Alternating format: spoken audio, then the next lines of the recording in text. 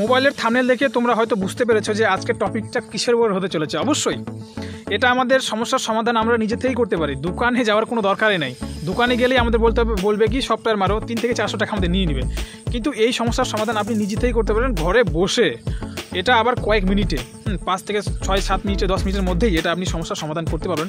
কারণ মোবাইল এত চাপ পড়ে যায় যে মোবাইল আমাদের হ্যাং করে, মোবাইল স্লো চলে, তখন ভাবি কি আমাদের নেটওয়ার্ক প্রবলেম, নেটওয়ার্ক ফাস্ট চলছে না। নেটওয়ার্ক তো প্রবলেম হয় কিন্তু আমাদের মোবাইলের সমস্যা কিন্তু অনেক সময় দেখা দেয় যেটা আমরা বুঝতে পারি না। ঠিক আছে, একটা লোককে যদি আপনি অতিরিক্ত খাবার দেন তো বহন করতে পারবে না, চলার একটা ক্যাপাসিটি রয়েছে, তাই না?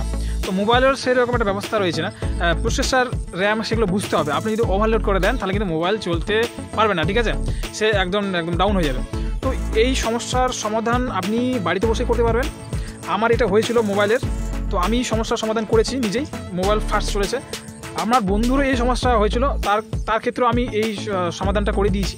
তো আমি আশা রাখি যে আপনার ক্ষেত্রেও এটা সমস্যার সমাধান হতে পারে। ওকে, আপনার দোকানে যাওয়ার কোনো দরকার নেই, জাস্ট খালি একটা টিপস বলুন, জাস্ট একটা টিপস, এটা ফলো করুন, ফলো করে দেখুন। যদি রেজাল্ট না পান তো অবশ্যই কমেন্ট করবেন, বন্ধু এটা করছে না, দ্বিতীয় টিপস বলো, সেটাও আমি করব। আর চ্যানেলে নতুন হয়ে থাকলে অবশ্যই চ্যানেলটা সাবস্ক্রাইব করে রাখবে আর লাইক শেয়ার কমেন্ট করে দিবে। চলো তোমাদের মোবাইল স্ক্রিনে নিয়ে যায়, তো কীভাবে এটা কাজ করে চলো। তো তোমাদের সরাসরি মোবাইল স্ক্রিনে নিয়ে চলে আসলাম। তো এখান থেকেই আমি কিছু সেটিং, জাস্ট একটা সেটিং তোমাদের করে দেখাবো, এটা করলেই আপনার মোবাইল ফাস্ট চলবে।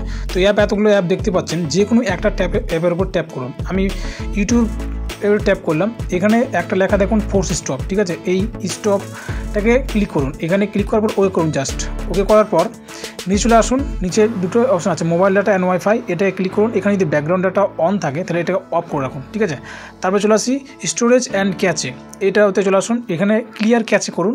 ক্লিয়ার ক্যাচে করার পর নিচে আবার ক্লিয়ার অ্যাক্সেস, এই দুটো অপশনটাকে আপনি ঠিকভাবে ক্লিয়ার করুন, ঠিক আছে। করার পর আপনি আবার ব্যাগে চলে যান। এই দুটো করলেই আপনার মোবাইল অটোমেটিকলি এই ইউটিউব থেকে যতগুলো গার্বেজ ছিল সব নির্মূল হয়ে যাবে, ঠিক আছে। শুধু ইউটিউব না, যত অ্যাপ আছে আপনার মোবাইলে সব এইভাবে আপনি ট্যাপ করে এটাকে ক্লিয়ার করুন।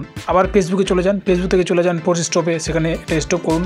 তারপরে ক্লিয়ার ক্যাচেতে চলে যান, এখান থেকে এটা ক্লিয়ার করুন।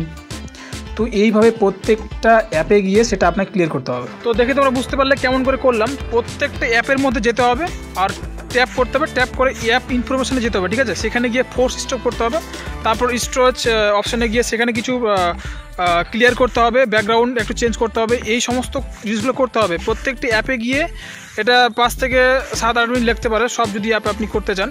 তো এইভাবে করুন, করার পর দেখবেন মোবাইল আপনার ফাস্ট চলবে, ঠিক আছে। তো এটা ছিল আজকে ছোটো ভিডিও, দেখা হচ্ছে পরের ভিডিওতে। আর লাইক শেয়ার কমেন্ট করে দিবে, চলো।